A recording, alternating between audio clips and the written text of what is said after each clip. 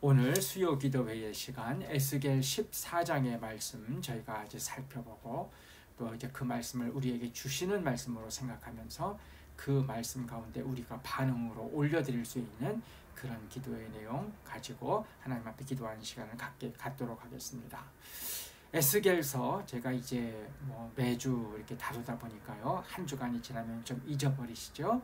이제 그렇기 때문에 이제 전체 흐름을 조금 이제 앞부분 말씀드리는 것은 양해해 주시고요. 저희가 조금 생각하면 어떻습니까? 에스겔 한동안 8장부터 11장까지의 말씀을 통해서 이제 바벨론의 포로로 잡혀와 있는 지금 에스겔인데, 그가 환상 가운데 예루살렘으로 옮겨져서 예루살렘 성전에서 일어나는 타락상, 그리고 이제 그곳을 하나님께서 벌하시는 그런 내용들을 환상으로 본 것 이제 아마 기억하실 것입니다. 그리고 이제 12장부터는 어떻습니까?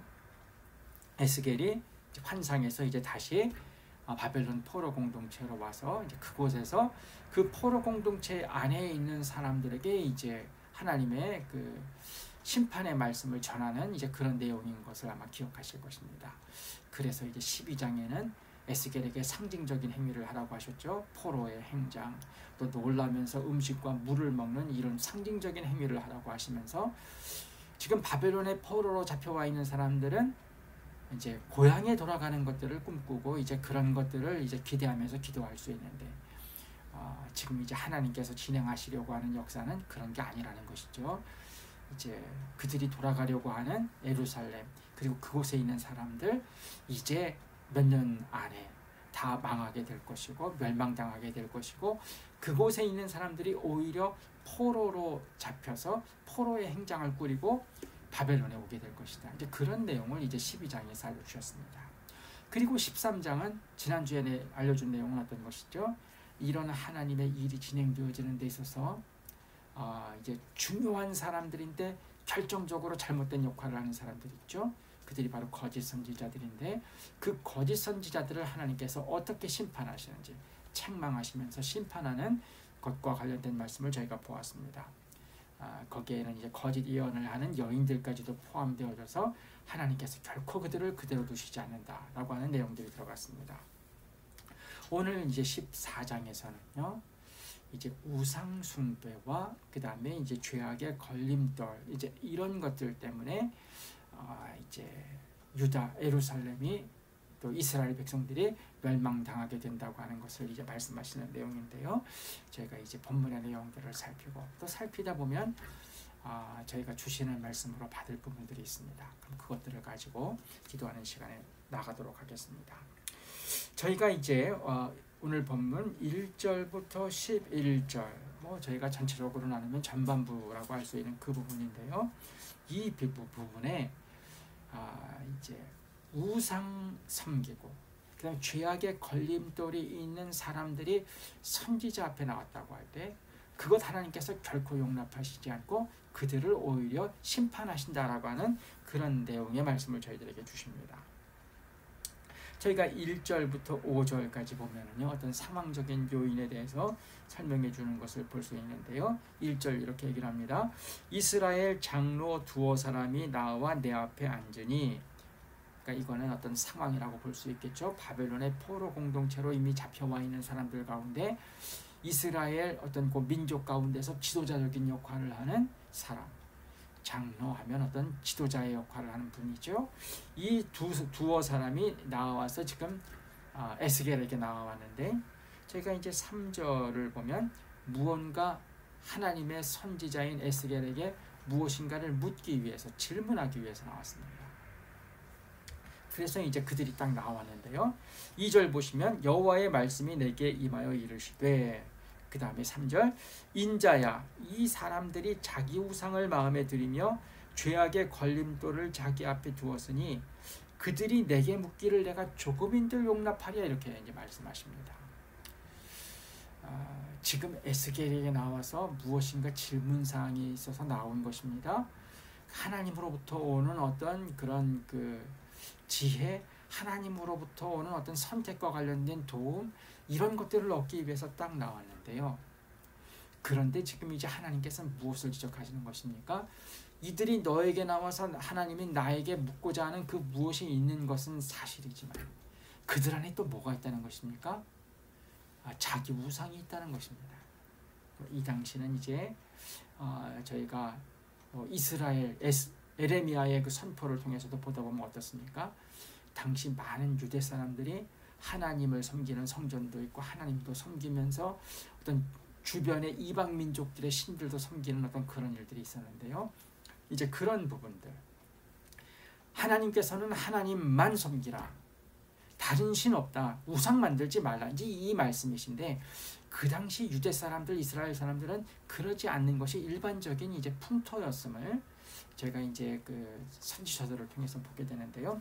어쨌든 지금 에스겔 앞에 두어 장로가 나와왔는데 하나님의 뜻을 뭔가 물으려고 나와 있긴 하지만 그 속에 보면 자기 우상들이 있다는 것입니다. 우상들, 이방 신들도 되어질 것이고요. 또 어떻게 보면 하나님보다 좀 더 중시하는 그 무엇이 되겠죠. 그런 것들이 속에 있는 사람들이 지금 나오는 것입니다. 하나님께서 뭐라고 하십니까? 그것 하나님께서 용납하지 않으신다는 것입니다. 자기 우상을 마음에 들이고 또 하나 더합니다. 죄악의 걸림돌이 그들에게 있다는 것입니다. 하나님 앞에 나오려고 하면요, 하나님 거룩하시고 성결하신 분으로 그 다음에 이제 그 깨끗해야 된다고 하는 것, 성결해야 한다고 하는, 이게 기본 아닙니까? 물론 이제 하나님이 요구하시는 그 성결, 그 깨끗함을 이 땅 가운데서 충분히 어떤 충족시키고 나갈 수 있는 사람은 아무도 없죠. 그렇지만 이제 하나님 앞에는 깨끗하게 나아가야 한다고 하는 그 이제 생각은 인식하고 어떻게 해야 됩니까? 하나님 앞에 나아가면 죄악과 관련된 것들은 검토해서 회개할 것은 회개하고, 또 그런 죄악들 가운데 지금 뭔가 이렇게 바르게 할 것이라고 하면 그건 바르게 하고 나가는 게, 그게 이제 적어도 하나님 앞에 기도하며 나가는 자세죠. 그렇지 않습니까? 근데 지금 이 장로들이 그런 게 아닙니다. 하나님 앞에 에스겔에 나와서 하나님 앞에 무엇인가 물으려는 건 있는데요, 그들 속에 우상이 그대로 있고요, 그 자리에 그들의 마음 가운데는 하나님께서 보면 하나님께서 응답하실 수 없는 죄악이 그대로 걸림돌로 있는 것입니다. 그러니까 죄악에서 완전히 자유로울 수는 없는데요, 그 죄악이 문제가 된다는 것을 생각하고 그것과 씨름하면서 그러면서 나오는 분들하고요, 뭐 이 정도 죄악이 있는 거, 이건 누구나 다 있는 것이고 아무것도 아니, 이건 완전히 자세가 다르지 않습니까? 이게 후자라는 것이죠. 이렇게 나오면 어떻게 하는 것입니까? 그들이 내게 묻기를 조금인들 용납하여, 하나님은 답하시지 않는다는 것입니다. 1절부터 3절은 이건 또한 어떻게 생각할 수 있습니까? 제가 이제 기도하고도 관련해서 생각할 수 있죠. 저희가 우리 주님께서 주신 기도와 관련된 귀한 말씀들이 있지 않습니까? 은밀한 중에 간구하면 하나님께서 은밀하게 보시고 다 이제 응답해 주신다. 또 저희가 산상보온 지금 이제 새벽기도 나가는데 내일은 마태복음 7장이고 뭐 여러 말씀이 있지만 기도와 관련된 말씀 전하려고 마음을 먹는데요. 그럼 구하라, 찾으라, 문을 두드리라. 이거 반복적으로 말씀하시면서 주신다, 찾는다, 문이 열린다. 이게 다 무엇입니까? 응답해 주시겠다고 주님께서 알려주신 것입니다. 이제 그런 이제 말씀과 함께 저희가 이제 주님 그 말씀을 우선적으로 기억하셔야 됩니다. 기도드리면 응답하시고 주십니다. 근데 이제 저희가 그런 말씀과 함께 저희가 서신서에도 말씀이 있고 구약에도 말씀이 있는데 역시 하나님이 주신 말씀이죠. 그 가운데 오늘 1절부터 3절은 주님께서 그 말씀 주셨다고 해가지고요, 자기 속에 죄가 막 있는데 그 죄악의 걸림돌을 전혀 신경 쓰지 않고 그냥 나와서 막 그냥, 이건 주님 앞에 서는 자세가 아니죠. 그리고 그거는 이제 저희가 보면 어떻습니까? 산상보온에 들어가 있는 그 구하라, 찾으라, 문을 두드리라고 하시는 그 이제 말씀 가운데 또 6장에도 저희가 주기도문과 관련된 말씀들이 있고요. 5장, 6장 계속 오면서 어떻습니까? 주님께서 구약의 말씀들을 더 심화시켜 주시면서 구약에는 이랬어도 나는 이렇게 말한다라고 하시면서 주시는 말씀들이 있습니다. 근데 그런 것들은 하나도 뭐 이렇게 생각하지 않고요. 그냥 내 기도만, 이건 이제 산상보온 안에도 맞지 않죠. 구하라, 찾으라, 문을 두드리라. 이건 주님께서 기도 응답 반드시 주시겠다고 하시는 것이지만요, 기도를 드리는데 하나님이 누구신지도 모르고 예수님이 누구신지도 모르고 이제 그렇게 기도드리면 이건 이제 기본이 안 된 것이기 때문에요. 그건 참 곤란한데요. 이제 오늘 이제 그런 부분에서 고려할 부분들이 이런 것이죠. 하나님 앞에 나오긴 나왔습니다. 근데 그 마음에 보니까 자기 우상들이 있고요. 죄악의 걸림돌이 있습니다. 그러면 하나님께서 오늘 본문은 조금도 용납하지 않는다. 그런 건 받지 않으신다는 것입니다. 4절 뭐라고 하십니까? 그런즉 너는 그들에게 이르라. 비록 하나님 앞에 뜻을 알기 위해서 에스겔 앞에 나온 사람들이지만 그들에게 이르라고 하는 것입니다. 뭐라고 하십니까? 주 여호와가 말하노라. 이스라엘 족속 중에 그 우상을 마음에 들이며 죄악의 걸림돌을 자기 앞에 두고 선지자에게로 가는 모든 자에게 나 여호와가 그 우상의 수요대로 보응하리라. 마음속에 하나님 외에 다른 것들, 우상으로 가지고 있는 것들, 하나님보다 더 어떤 면에서 소중히 여기면서 갖고 있는 무언가들, 하나님과 견주어서 뭔가 이렇게 되는 것으로 갖고 있는 것들이 있다고 하면요, 그것만큼 그것에 대한 하나님의 보응이 있을 것이다. 이렇게 말씀하시는 것입니다. 5절 이는 이스라엘 족속이 다 그 우상으로 말미암아 나를 배반하였으므로 내가 그들이 마음 먹은 대로 그들을 잡으려 함이라.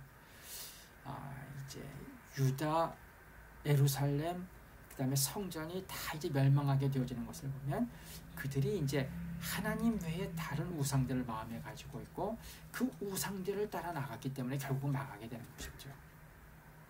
왜 하나님 명령 안 지킵니까? 하나님 명령을 안 지키게 하는 그 무엇인가가 그 마음에 있는 것이죠. 어떤 다른 우상의 어디서부터 오는 것을 같이 따른다고 하면요, 그게 우상이고요. 자기 생각이 어떤 것이라면 그 자기 생각이 형성된 것과 관련된 것도 우상일 수 있죠. 오늘날은 어떤 것입니까? 돈이 그럴 수 있고요. 현대 어떤 상식이라고 하는 지식이라고 하는 것들이 그럴 수도 있고요. 과학이라는 것들이 그럴 수도 있는데요. 어쨌든 하나님의 말씀에서 벗어나게 되어지는 것들, 하나님께서 그것 그대로 이렇게 보응하신다 말씀하시는 것입니다. 그리고 이제 6절부터 8절을 보시면은요, 이렇게 이제 말씀 주시면서 그들에게 이제 주시는 말씀인데요. 여기 이제 6절 말씀이 에스겔서에서는 굉장히 중요한 말씀이다 이렇게 얘기를 합니다. 보시면은요, 그런즉 너는 이스라엘 족속에게 이르기를 주 여호와의 말씀에 너희는 마음을 돌이켜 우상을 떠나고 얼굴을 돌려 모든 가증한 것을 떠나라. 어떻게 보면 회개하라, 돌이키라는 말씀이죠. 이게 에스겔서에서는 굉장히 중요하다 이렇게 얘기를 합니다. 왜 그렇겠습니까? 에스겔서 안에서는요, 이렇게 돌이키라라고 하는 말씀 자체가 많지 않다 얘기를 합니다. 제가 본 주석에는 딱 3번 나온다고 합니다. 그래서 3번 찾아보시면 18장 30절하고 33장 11절 돌이키라고 하는 그 말씀이 3번 정도 나오고요. 그 다음엔 더 이상 없다고 합니다. 왜 그렇습니까? 이미 에스겔이 그 말씀을 전하는, 이제 저희가 바벨론의 포로로 잡혀가서 그가 하나님의 선지자로 역할을 감당하는 것이 주전 593년경, 이제 예루살렘이 멸망당하기 불과 몇 년 전 아닙니까? 이미 완전히 기울은 것이죠. 예루살렘의 환상으로 가서 보니까 어떻습니까? 성전 안에서도 다 우상 섬깁니다. 예루살렘 성전을 등지고 태양신을 섬기는 그런 일들이 하나님의 성전 안에서 있습니다. 그래서 하나님께서 성전을 떠나고 예루살렘을 떠나셨습니다. 이젠 늦은 것입니다. 완전히. 그렇기 때문에 돌이켜라. 이제 이런 말씀들이 이제 에스겔서에서는 별로 없는데요. 딱 3번만 나오는데요. 이게 에스겔서 굉장히 큰 대선지서 아닙니까? 딱 3번 나오는데 그 중에 첫 번째가 여기다 이제 이야기를 합니다. 그리고 이제 뭐라고 말씀하십니까? 8절을 보시면 이제 7절에서 다시 한번 나를 떠나고 자기 우상을 마음에 들이며 죄악의 걸림돌을 자기 앞에 두고 선지자들에게 가는 사람 어떻게 하시겠다고 하십니까? 8절 그 사람을 하나님이 대적하시고요. 선지자에게 와서 하나님의 뜻을 물어본다고 하면 어쨌든 그 마음이 어쨌든 간에 이거 하나님께로 나오는 것이니까 하나님이 받아주셔야 될 뜻도 생각하는데요. 오늘 보면 뭐라고 하십니까? 하나님이 그들은 대적하신다는 것입니다. 자기 마음 점검하지 않고요. 막 우상이 있고 죄악의 걸림돌이 막 있는데 그런 상태에서 막 하나님 앞에 나와서 함부로 하면요. 그 하나님 앞에 나온 게 하나님께서 곱게 여기시지 않으실 수 있다는 것입니다. 저희들 마음의 중심 자세가 굉장히 중요한데 오늘날 교회에 오셔서 교회에서 신앙생활 하셔도요 겸손하게 저희가 하나님 앞에서 누가 완벽합니까? 그러지 못하기 때문에 그러나 이제 저희가 와서 죄악이 지적당하면 하나님 그것 때문에 힘들어하고 하나님 제가 그것 가지고 노력을 하는데도 이게 안 맞아요. 또 하나님 한 주간을 돌아보면 또 부족했습니다. 이러면서 애통하면서 하나님 앞에 나오면은요 하나님이 그건 잘 받아주시죠. 그런데 그렇지 않고 그냥 하나님의 말씀하고는 어긋난 곳으로 살아왔고 또 교회에서도 또 막 그렇게 움직이면서 뭐 그러면서 하나님 앞에 왔다는 것으로 내가 복 받길 원한다. 내 문제가 해결되길 원한다. 근데 그런 분들에게 이 에스겔서는 참 끔찍하죠. 지금 어쨌든 하나님 앞에 나왔는데 하나님 뭐라고 하십니까? 내가 그런 사람은 대적해버리겠다. 그 다음에 뭐라고 하십니까? 놀라움과 표징과 속담거리가 되겠다. 하나님이 대적하셔서 그가 하는 모든 일들을 망하게 하시는 것이죠. 그가 하는 모든 일들이 제대로 안 되고 그래서 사람들이 그 되어지는 일들을 보고 놀라게 하시고 그 다음에 하나님을 가볍게 대하다가 저렇게 된다고 하는 하나의 증거, 표징이 되게 하고 그 다음에 그렇게 된 것을 보고서 사람들이 주변에 이제 하나님을 깊이 있게 섬기는 분들이 보면은요, 야 하나님 섬긴다고 하고 하나님 만홀히 여기고 하나님을 우습게 여기고 그냥 교회만 들락날락하면서 그 다음에 무슨 뭐 오랫동안 신앙생활했다고 이런저런 하나님의 얘기는 하면서 그렇게 엉터리로 하다가는 저렇게 큰 어려움 속에 들어가 속담거리가 되게 하시는 그런 일들이 있다. 8절 후반부에 뭐라고 하십니까? 내 백성 가운데서 끊어버릴 것이다. 하나님께서 얘기하십니다. 하나님 앞에 나왔는데요. 하나님 앞에 무엇인가 나와서 하나님의 뜻을 묻기도 하고 하나님의 지혜를 얻으려고도 하고 하나님 앞에서 어떤 충고를 얻고 뭔가 하려고 하고 나왔지만 그 마음속에 자기 우상들이 그대로 있고 죄악의 걸림돌을 해결하지 않고 나왔다. 하나님이 대적하시고 놀라움과 표징과 속담거리 나쁜 차원에서 그렇게 되게 하신다는 것입니다. 그렇게 하시고 끊어버리신다. 하나님께서 말씀하시는 것입니다. 오늘날 이제 뭐 제가 한국교회 전체를 얘기할 수 있는 위치에 서 있지 않습니다. 또 잘 알지도 못합니다. 그러나 이제 성도님들도 어려운 부분들이 있고 교회도 어려운 부분들이 있다. 하나님 앞에서 우리가 좀 심각하게 점검해야 될 부분들이 있다라고 하면요, 이런 부분을 점검해야 되겠죠. 교회 나와서 하나님 앞에 예배도 드리고 뭐 다 한다고는 하는데요. 근데 이제 이렇게 자기 우상, 그러니까 이제 하나님 앞에 나왔는데 사실은 그 하나님을 이용해서 뭔가 더 하고 싶은 게 가득 있는 것이죠. 그리고 하나님 앞에 나오면 시간이 갈수록 어떻게 됩니까? 우리 주님 누구나 다 받아들입니다. 수고하고 무거운 짐진 자들 다 오라고 하셨죠. 다 올 수 있습니다. 누구든 다 받아들입니다. 그런데 와서 안 변하면 어떻게 됩니까? 주님께서 수고하고 무거운 자들 다 오라고 했고 세리도 받아들였고 죄인들도 받아들였고 그 당시 무슨 어떤 여인들 그 정말 부끄러운 직업에 있는 여인들도 다 받아들이셨다. 그러면서 그것을 교회에 와서 막 강조하고 그러시면 어떻게 됩니까? 주님이 받아들이시는 것은 맞습니다. 주님이 그들을 하고 엄청 어울리시는 것도 맞습니다. 근데 주님께서 그들에게 계속 그 자리에 있으라고 하십니까? 아닙니다. 거기에서 벗어나야죠. 그 다음엔 바뀌어야죠. 이게 바뀌는 게 보여야죠. 뭐 당장 한 주에 쑥쑥쑥쑥 이렇게 뭐 바뀌어 나간다고 하면 더 좋겠지만 그러지 못한다 하더라고요. 뭔가 하나님 앞에 나오면 어떤 것이 바른 것인지를 아니까요. 나가야 되겠죠. 근데 어떤 분들 와서 자기 분위기로 교회를 만들려고 하는 경우들이 있죠. 제가 이제 어떤 분들하고 얘기하다 보니까 교회 와서도 그 술을 못 끊으셔가지고는 뭐 술이 그렇게 무슨 뭐 또 주님께서 말씀으로 딱 끊으시면 하지만은요, 교회 모임을 하는데 그 모임도 거기에까지 술을 끌어들이려고 하는 분들이 있으시다 얘기라는 걸 들었습니다. 교회 오시면 어떻게 됩니까? 술자리에서부터 조금씩 멀어지셔야죠. 멀어지시고 그 다음에 그게 기본이죠. 술자리에서 멀어지고 그 다음에 만약에 이제 그런 자리가 있다고 하면 그런 자리가 축소되게 하는 그 제정신을 잃게 하는 그런 것 자리가 없게 하는 것이 되어야 되는데 어떤 분들은 그냥 세상에서 들어와서 교회를 만만하게 보셨는지 교회 모임 자리에서도 은근히 자기들 그런 것들이 있다고 하더라고요. 그러니까 이제 덕스럽지 않죠. 그렇게 되어지면 안 되는데요. 하나님 앞에 나오긴 나왔는데 이제 오늘 본문입니다.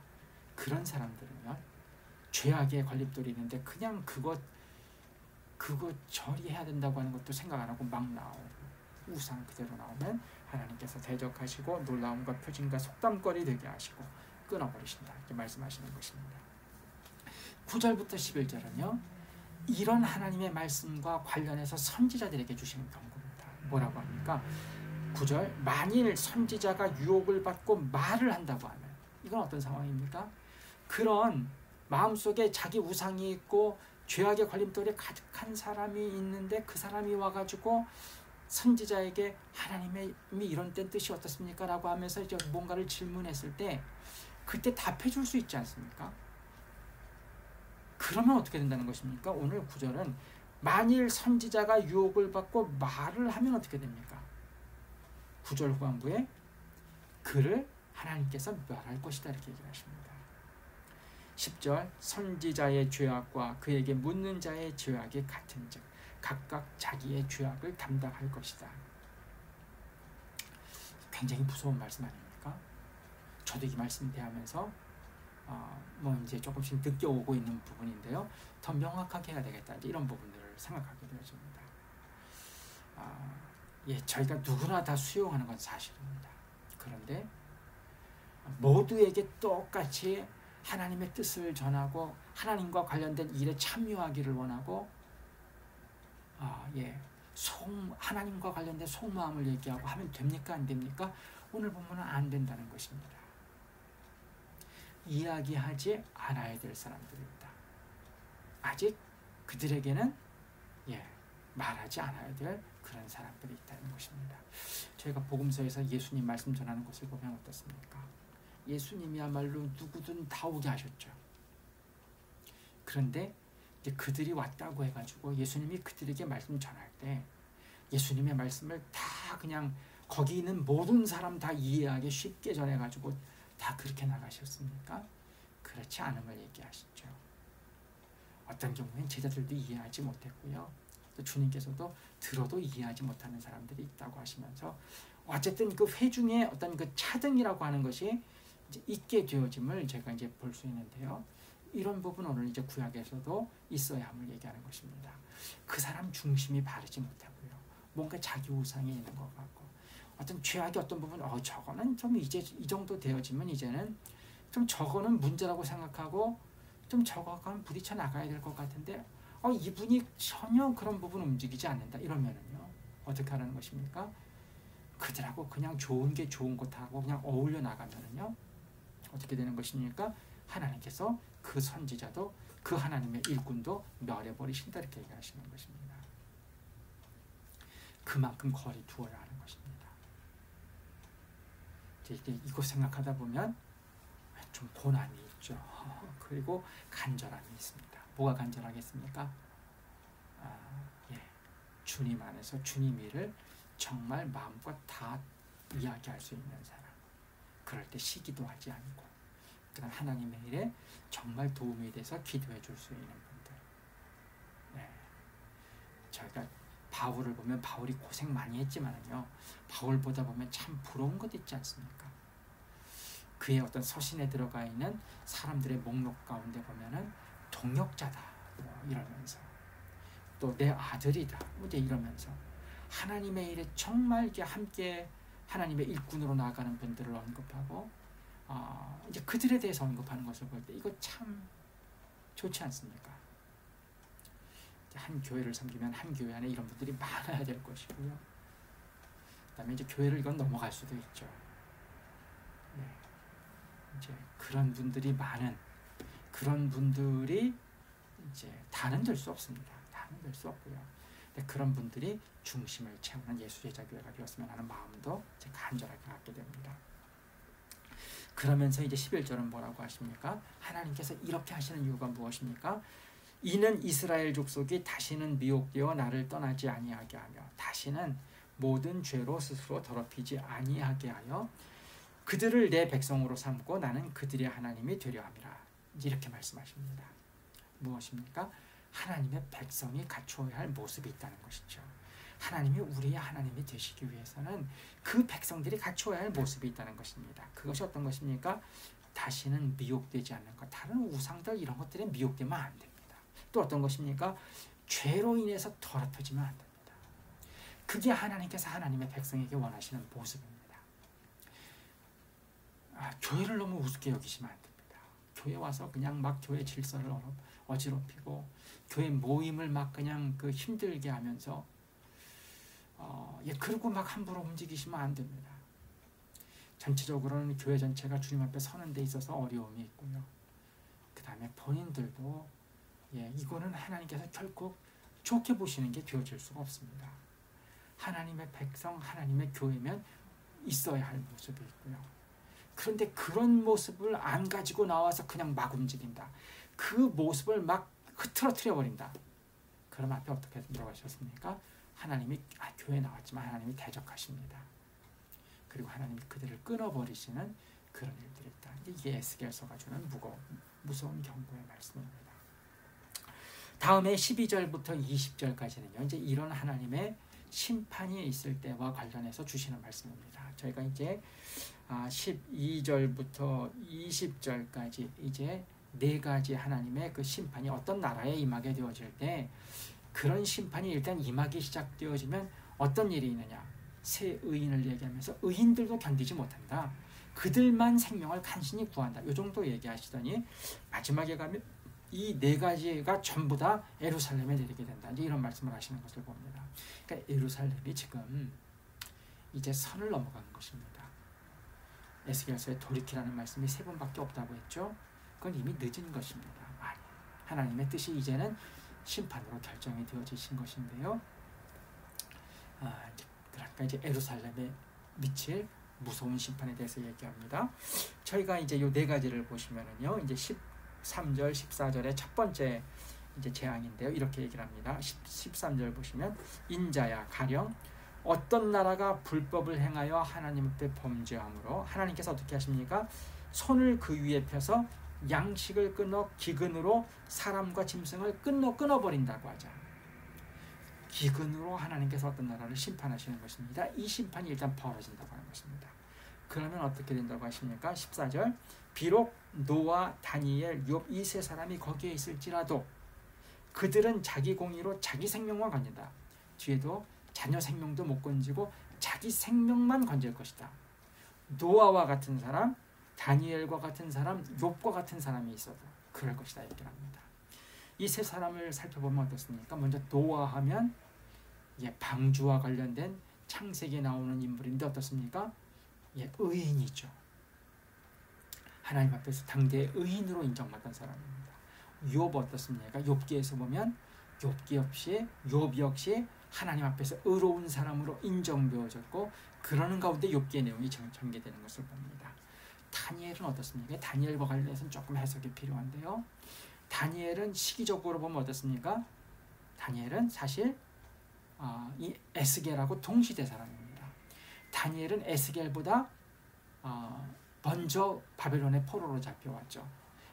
이제 저희가 에스겔은 바벨론의 2차 침입인 주전 597년에 이제 포로로 잡혀왔다고 하면요. 다니엘은 어떻습니까? 소년의 위치에 그 앞에 있는 1차 침공 때인 주전 605년에 이제 바벨론의 포로로 잡혀와서 바벨론에서 쭉 이제 머물면서 나중에 이제 총리 대신도 되고 하나님께 크게 쓰임 받은 사람이 다니엘 아닙니까? 그러니까 여기 지금 다니엘이 들어갔는데요. 그러니까 이제 제가 보는 주석에서는 우리가 성경에서 다니엘서에서 보는 그 다니엘이라고 하기에는 에스겔하고 지금 이제 동시대니까요. 이제 어떻게 보면 이렇게 볼 수도 있죠. 이미 다니엘이 에스겔 그때만 하더라도 이미 의로운 사람으로 이게 그 포로 공동체 안에서 알려졌던 것으로 이제 볼 수 있는 그런 해석도 하나 있고요. 또 다른 해석 중에 하나는 요 다니엘은 의인이긴 의인인데 이제 다니엘서와는 다른 어떤 그런 사람일 수도 있다. 두 가지 이제 제가 본 것은 두 번째를 얘기하는데요. 첫 번째도 생각할 수 있겠죠. 지금 이제 다니엘 주전 605년에 바벨론의 포로로 잡혀와서 소년으로 있을 때부터 이제 드러나지 않았습니까? 하나님 앞에서 뜻을 정해서 나아갔고, 그래서 이제 느부갓네살 왕에게 인정받는 위치로 올라가지 않았습니까? 그래서 그의 의로 이제 그때에서부터도 미리 뭐 알려졌다고 이렇게 볼 수도 있는 어떤 그런 부분도 전혀 배제할 수는 없겠죠. 어쨌든 세 사람이 다 의로운 사람들인데 이들이 있을지라도 자기 생명만 거친다. 15절 16절은 어떻습니까? 사나운 짐승을 보내서 심판할 때 이때도 어떻습니까? 이 세 사람이 있어도 자녀도 건지지 못하고 자기만 건진다. 하나님의 심판이 일단 내리기 시작하면요, 이게 성경에서 의인으로 인정되는 사람이라 하더라도요, 그들의 의로움을 봐서 하나님이 그들의 생명만 구하게 하시지 그들의 가족들도 구하지 못한다는 것입니다. 하나님의 심판이 무섭다는 것이죠. 17절 18절은 어떻습니까? 이번엔 칼이 임할 때 역시 어떻습니까? 세 사람이 있어도 자녀도 건지지 못하고 자기 생명만 건진다. 19절 20절에는요, 전염병으로 하나님께서 멸하실 때도 어떻습니까? 노아, 다니엘, 욥 세 사람이 있다 하더라도 자녀도 건지지 못하고 자기 생명만 간신히 건지는 것이 무서운 하나님의 심판이다. 이렇게 말씀하신 다음에 21절부터 23절 마지막에 보면 어떻습니까? 21절 보면 주 여호와께서 이같이 이르시되 내가 나의 네 가지 중한 벌 곧 칼과 기근과 사나운 짐승과 전염병, 앞에서 언급한 네 가지죠. 이 모든 것들을 어디에다 내린다고 하십니까? 예루살렘에 내린다고 하십니다. 그럼 어떻게 됩니까? 예루살렘의 사람들과 짐승들 다 그 중에서 끊어져 버린다. 그리고 22절 어떻습니까? 그러나 그 가운데서 피하는 자가 남아있어 끌려 나오리니 곧 자녀들이라. 그러니까 예루살렘이 지금 이제 하나님의 심판 가운데서 완전히 끊어지게 되어지는데, 거기서 다 죽지는 않고 거기서 살아서 피해서 나오는 사람들이 있을 거라고 하는 것입니다. 자녀들이라고 하는 것입니다. 근데 그들에게 있는 운명은 무엇입니까? 이어지는 22절의 중반부를 보면 그들이 너희에게로 나오리라. 지금 너희는 누굽니까? 에스겔의 말씀을 듣고 있는 사람들이고 어디에 있습니까? 바벨론에 있는 사람들입니다. 예루살렘이 다 끊어지는 상황에서 그 이제 죽지 않고 피해서 살아나오는 그 자녀들은 다 어떻게 된다는 것입니까? 바벨론의 포로로 끌려온다는 얘기가 되겠죠. 비참한 상황이 이제 전개된다는 것입니다. 하나님의 심판이 무섭다고 하는 것이 앞에서부터 언급들이 되어졌는데 계속 언급되는 것입니다. 그리고 뭐라고 하십니까? 너희가 그 행동과 소행을 보면 내가 예루살렘에 내린 재앙 곧 그 내린 모든 일에 대하여 너희가 위로를 받을 것이라.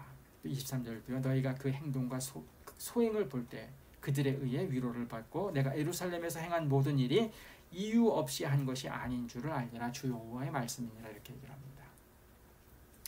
하나님께서 무섭게 예루살렘을 심판하시고요, 거기서 살아남아서 피하는 자녀들마저도 다 바벨론의 포로로 잡혀오는 이 끔찍한 일들이 있게 하는데, 이걸 보면 진짜 마음이, 하나님의 백성들인데 어떻게 저렇게 하시지? 우리가 이미 포로로 잡혀왔다고 하더라도 예루살렘이 저렇게 끝나버리면 어떻게 하지? 하면서 이제 여러 가지 의문을 품을 수가 있는 거예요. 근데 이 마지막에 뭐라고 하십니까? 그들의, 지금 예루살렘에 있는 사람들의 행동과 소행, 그것을 너희가 자세히 보고 안다고 하면 왜 하나님이 이렇게 하실 수밖에 없는지를 이해하게 되어지고, 너희 마음에 어쨌든 저희가 하나님의 심판이라도 그 이유와 사실을 알면 위로를 받지 않습니까? 너희가 위로를 받게 될 것이다. 저희가 초두에 말씀드렸죠. 예루살렘 성전 안에서 이건 우상들을 섬깁니다. 하나님 섬기라고 하는 그 성전에서 우상을 섬기면 어떻게 합니까? 하나님이 떠나버리십니다. 더 이상 있을 수가 없어서요. 이제 그런 상황이라고 하는 것을 알게 되면, 그들의 행위와 소행을 알게 되어지면 그들이 이렇게 멸망할 수밖에 없고 살아남은 사람들도 포로로 오는 그 비참함이 있을 수밖에 없다고 하는 것을 너희가 이해하게 될 것이고, 그것이 그런 큰 비극 속에서도 너희가 하나님을 이해하고 그것이 너희에게 위로가 될 것이다. 이건 어쩔 수 없는 일이야. 우리 이스라엘 백성들이, 그리고 이제 그 특별히 이제 아직까지 지금 예루살렘에 있는 그 사람들, 그들이 너무나 하나님 앞에서 하나님께서 주신 기회 다 놓치고 하나님 앞에서 도무지 용납될 수 없는 그 자리까지 나아갔기 때문에 이건 어쩔 수 없는 것이야. 이제 그게 이해가 되어지면 다소 위로가 되어지죠. 그런 일이 있을 것이다 말씀 주시는 것을 제가 이렇게 볼 수 있습니다. 에스겔서, 제가 에레미야도 참 무거웠는데요. 에스겔서도 대하면 무겁습니다. 근데 알아야 되죠. 이건 모르면 안 되죠. 하나님께서 역사를 진행하시는 가운데 이런 부분이 있다고 하는 것을 저희가 알아야지 저희가 이제 신앙생활에 있어서 저희가 이제 좀 더 섬세하게 들어가고요. 저희가 주님의 뜻 안에서 더 이렇게 지혜롭게 여러 부분을 반응하게 될 것입니다. 이런 부분 생각하면서 저희가 잠시 기도드리는 시간 갖도록 하겠습니다. 첫 번째로는요, 오늘 앞부분에서 지금 무엇이 문제가 됐습니까? 하나님 앞에 나와서 뭔가를 묻기도 하고 하나님 앞에서 뭔가를 하려고 하는 사람들인데요. 그 마음속에 뭐가 있습니까? 마음속에 우상이 있고요. 또 그들의 삶에 죄악의 걸림돌이 있다고 하면요. 이게 하나님께서 용납하시지 않으실 수 있다는 것입니다. 하나님께서 그것 때문에 하나님 앞에 나오긴 했지만 하나님이 대적하시고 그 다음에 하나님께서 그들을 끊어버리실 수 있다는 것이, 끊어버리신다는 것이 오늘 본문입니다. 놀라움과 표징과 속담거리가 되게 하시고 그들을 끊어버리신다. 이게 이제 하나님께서 주시는 말씀입니다. 하나님, 우리가 우리 마음속에 하나님 외에 다른 우상 드리지 않게 하시고 하나님께서 죄악의 걸림돌이라고 할 수 있는 것 있으면 깨닫게 하시고 그것들 하나님 두지 않고 그것들을 이제 버리는 우리가 되게 해주십시오. 우상과 죄악의 걸림돌 하나님, 그것 저희가 그대로 두지 않는 저희들 되게 해주십시오. 이런 기도의 제목으로 첫 번째로 기도드리겠습니다. 함께 기도드리겠습니다.